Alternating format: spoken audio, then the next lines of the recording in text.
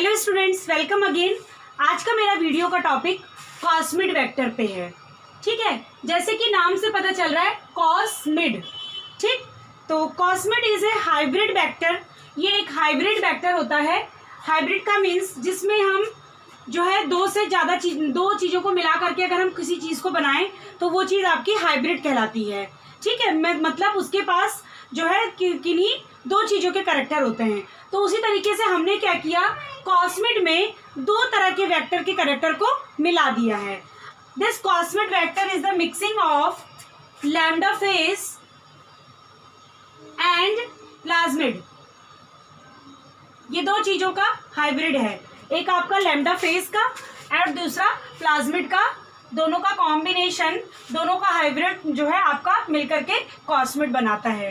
तो अब हम बात करेंगे कि हमने इस कॉस्मिड को डिजाइन करने के लिए लैम्डा फेस से कौन कौन सी चीजें ली हैं और प्लाज्मिड से कौन कौन से कैरेक्टर लिए हैं। मीन्स इन दोनों वेक्टर के बारे में हम ऑलरेडी प्रीवियस वीडियो में दोनों वेक्टर को डिटेल में देख चुके हैं। तो लैम्डा फेस से हम लोगों ने कॉस साइट ली है और प्लाज्मिड से अगर हम लोग बात करें तो प्लाज्मिड से हम लोगों ने origin of replication means ori C region और जो है जेनेटिक मार्कर, यहाँ पे हमने एम्पिसिलिन या आप लिख लीजिए इसको genetic marker and multiple cloning site MCS और है। मीन्स आपका बहुत सारे रिस्ट्रिक्शन इंडोन्यूक्लियस कट कर सकते हैं और तो इस चीज़ को हमने प्लाज्मिड से लिया है। ठीक, तो अब हम बात करें आपका, जब हम लोगों ने प्लाज्मिड पढ़ा था तो प्लाज्मिड का जो कैरेक्टरिस्टिक फीचर होता है, सबसे पहला कैरेक्टरिस्टिक फीचर है ओराइस रीजन की presence means origin of replication की प्रेजेंस, जिसकी वजह से आपका जो प्लाज्मिड होता है वो सेल्फ रिप्लिकेटिंग उसके पास पावर होती है। दूसरा, अगर हम लोग कैरेक्टरिस्टिक फीचर की बात करें तो उसके पास जेनेटिक मार्कर्स होते हैं। मीन्स अगर आपका इस जेनेटिक मार्कर की सहायता से हम ये सेलेक्ट कर पाते हैं या हम ये स्क्रीन आउट कर पाते हैं कि हमारा कौन सा बैक्टीरिया, हमारे किस बैक्टीरिया में हमारा डिजायरेबल जो है DNA वो इंसर्ट हुआ भी है कि नहीं हुआ है। तीसरे कैरेक्टरिस्टिक फीचर की बात करें अगर हम लोग प्लाज्मिड के, तो the third characteristic feature is the presence of multiple origin site. ठीक है, multiple origin site. Multiple origin site का मतलब होता है कि इसके पास रिस्ट्रिक्शन इंडोन्यूक्लियस की मोर देन वन साइट। तो कई सारे रिस्ट्रिक्शन इंडोन्यूक्लियस की साइट, जितनी ज़्यादा रिस्ट्रिक्शन इंडोन्यूक्लियस की साइट होती है हम लोगों ने देखा था कि उतना ही अच्छा हमारा वेक्टर होता है। तो ये सारी चीज़ें इसको प्लाज्मिड से मिली। और कॉस साइट हम लोगों ने लैम्डा फेज में पढ़ा था कि आपका कॉस साइट लगभग 200 बेस पेयर का साइट होता है और जो लैम्डा फेज के DNA के जो किनारे के एंड होते हैं वो आपके सिंगल स्टैंडर्ड होते हैं। मीन्स कॉस एंड के किनारे 12 बेस पेयर जो है आपका सिंगल स्टैंडर्ड होता है। ठीक है, 12 बेस पेयर आपका सिंगल स्टैंडर्ड होता है और ये 12 बेस पेयर दोनों एंड जो है मिल करके, दोनों स्टिकी एंड होते हैं और मिल करके आपके DNA को सर्कुलाइज्ड बना देते हैं और ये सर्कुलाइज्ड DNA फेज में पैकिंग के काम आता है। सो द कॉस साइट का जो इम्पोर्टेंस है फिर लैम्डा फेज में वो पैकिंग से रिलेटेड है। मीन्स आपके कैप्सिड में, फेज के कैप्सिड में पैक करने के लिए आपका कॉस साइट काम आता है। तो हम लोगों ने देखा था कि आपके लैम्डा फेज के पास मोर इफिशियंसी होती है, जो है कि वो अपने होस्ट को जाकर के जल्दी से जल्दी इन्फेक्ट करता है। मीन्स अपने DNA को बहुत जल्दी जो है वो होस्ट में इंसर्ट कर देता है। तो हम लोगों ने यहाँ पे फेज की क्वालिटी को और प्लाज्मिड की क्वालिटी को मिक्स करके एक हाइब्रिड वेक्टर बनाया है। That hybrid vector is called cosmid. Cos site और प्लाज्मिड ये दोनों मिलकर के यहाँ पे कॉस्मिड बन गया है। तो हम लोग बात करेंगे यहाँ पे हमारा ये कॉसिंड भी प्रेजेंट है इसमें और सेल 1 के ori C region, ampicillin resistant marker gene, Bam HI endonuclease के लिए रिस्ट्रिक्शन साइट और हिंद थर्ड के लिए भी रिस्ट्रिक्शन साइट इसके पास है। द एग्जाम्पल इज PJB8 और इसकी जो क्षमता होती है 5.4 KB का। इसके पास जो कैरिंग कैपेसिटी होती है, मीन्स कैरी करने की कैपेसिटी लगभग 3500 से 4500 तक का ये जीन को कैरी कर सकता है, डोनर DNA को कैरी कर सकता है। तो हम लोग बात करें तो लगभग ये प्लाज्मिड से 3 गुना ज़्यादा, ठीक है, प्लाज्मिड से 3 गुना ज़्यादा आपका जीन को कैरी कर रहा है, क्योंकि कॉस साइट की वजह से ये लीनियर डीएनए में कन्वर्ट हो जाएगा और लीनियर डीएनए में कन्वर्ट होने के बाद हम इसमें बहुत इजीली अपना जो भी डिज़ायरेबल डीएनए है वो इंसर्ट कर सकते हैं और इंसर्ट करने के बाद अगेन ये पैक हो जाएगा। ठीक है, सो पैकिंग कैपेसिटी भी है और इसके पास, ठीक, जो कि प्लाज्मिड से ये बेहतर है। एक तो इसके पास सबसे जो कैरेक्टरिस्टिक फीचर ये है कि ये 35 से 45 किलो बेस पेयर तक का आपका डोनर डीएनए कैरी कर सकता है, जो कि 3 से 4 गुना ज़्यादा है आपका, जो अगर हम बात करें तो प्लाज्मिड से। So this cos site is for the जो है in vitro packing of this DNA into the phase. ठीक है, तो यहाँ पे हम जैसे ही हमारा काम हो जाएगा, हमारा डोनर डीएनए जो है कॉपी हो जाएगा, तो कॉस साइट की हेल्प से हम इसको फेज में पैक कर सकते हैं। तो ये इसका इंपॉर्टेंस हो गया कॉस साइट का। हम बात करें तो कॉस्मिड को बैक्टीरिया में इंसर्ट करना आसान हो जाएगा, क्योंकि फेज जो है मैंने आपको बताया मोर इफिशिएंटली जो है अटैक करता है on the host cell. Efficiency of transfer of cosmid is too good. अब हम इसके केवल एक बैड कैरेक्टरिस्टिक फीचर की अगर बात कर लें तो आपका जो ये कॉस्मिड है ये आपका अनस्टेबल होता है। ठीक है, जबकि हमारा जो फेजमिड था और जो हमारा प्लाज्मिड है और लैम्डा फेज है, प्लाज्मिड और लैम्डा फेज हमारा स्टेबल जो है वेक्टर होता है। ठीक है, बल्कि जबकि हमारा जो कॉस्मिड होता है वो एक अनस्टेबल वेक्टर होता है, जो कि एक इसका जो है हम बात करें तो बैड कैरेक्टरिस्टिक फीचर है, इसकी डिसक्वालिटी है।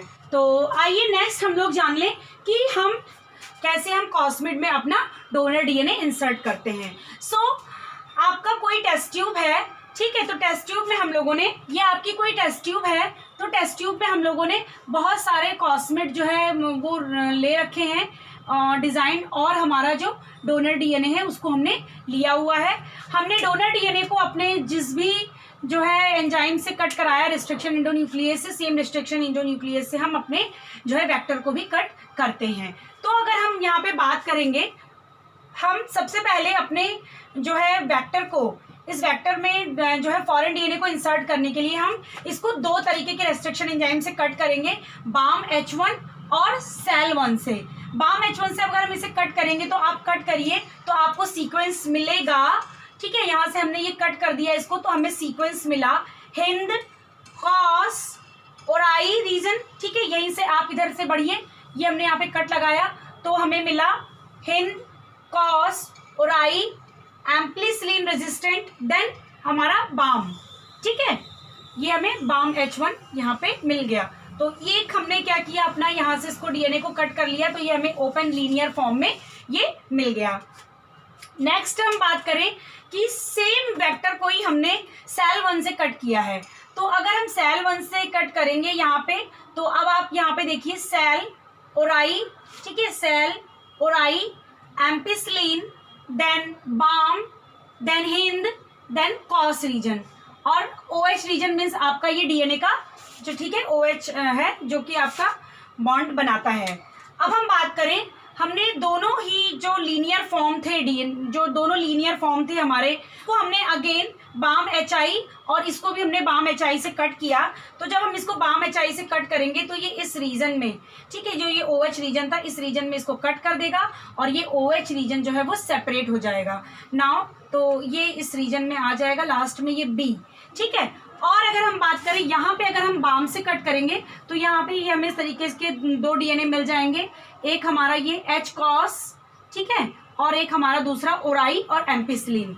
तो अभी हम क्या करेंगे कि हमारा ओराई और एम्पिसिलिन तो ऑलरेडी इस बड़े सेगमेंट में है, हमने अपने डोनर डीएनए को इसमें इंसर्ट कर दिया ना। हमारा जो फाइनल कॉस्मिड वेक्टर बना, that cosmid vector is Hind, cos region, ori, ampicillin, donor DNA हमारा डिजायरेबल डीएनए जो कि हमारा लगभग 35 से 45 केबी का हो सकता है, काफ़ी लार्ज अमाउंट में। ठीक है, और एक अनदर कॉस साइट जो बची थी वो हमने इसमें ऐड कर दी। तो presence of more than 1 cos site in cosmid DNA, ठीक है, presence of more than 1 cos site in cosmid DNA help this linear DNA to circularized. ठीक है, 2 कॉस साइट ये यहाँ पे है, एक कॉस साइट यहाँ पे है, इसके पास स्टिकी एंड होगा 12 न्यूक्लियोटाइड बेस पेयर का, इसके पास स्टिकी एंड होगा 12 न्यूक्लियोटाइड बेस पेयर का। दोनों के पास इस तरीके से अभी लीनियर हैं, और लीनियर होने के बाद इनके पास इस तरीके से सर्कुलाइज्ड, एक कॉस साइड यहाँ आ जाएगी, अनदर कॉस साइड यहाँ पे, ये इस तरीके से सर्कुलाइज्ड हो जाएंगे एंड पैक्ड इनटू द जो है फेज वेक्टर, और ये फेज वेक्टर में पैक हो जाएंगे हमारे डिजायरेबल डीएनए के साथ। हमने इसमें अपना डिजायरेबल डीएनए इंसर्ट कर दिया है, जो भी हमें नहीं चाहिए था एक्स्ट्रा चीज़ों को हमने रिमूव कर दिया, ठीक है। और हमने केवल यहाँ पे एक एम्पिसिलिन मार्कर के भी रखा हुआ है, ओराई रीजन को रखा हुआ है एम्पिसिलिन मार्कर। एम्पिसिलिन मार्कर हमें जो है सेलेक्ट करने के लिए हेल्प करेगा कि कौन से बैक्टीरिया में हमारे डिजायरेबल डीएनए की कॉपी हो रही है। ओरिजिन ऑफ रिप्लिकेशन हमारे इस कॉस्मिड को जो है कॉपी करने में हेल्प करेगा। तो होप सो आप बात को समझ पा रहे होंगे। तो फाइनली फिर हम लोगों ने इस तरीके से दिस लीनियर मॉडल से हमने अपने डोनर डीएनए को कॉस्मिड के अंदर इंसर्ट किया, ठीक है। इसी कॉस्मिड के ही बेस पर अगर हम बात करें तो हमारा फॉस्मिड भी होता है सेम एज, बस वहाँ पे हम एफ प्लाज्मिड का यूज़ करते हैं।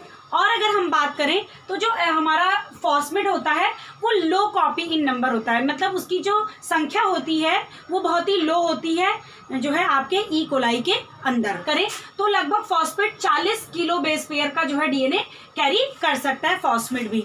सो होप सो आपको कॉस्मिड और फॉस्मिड के बारे में जो है हमारे वेक्टर के बारे में समझ में आया होगा। अगर आपको वीडियो पसंद आया हो तो इसे लाइक शेयर जरूर करें और हमारे चैनल को सब्सक्राइब करें। Thank you very much.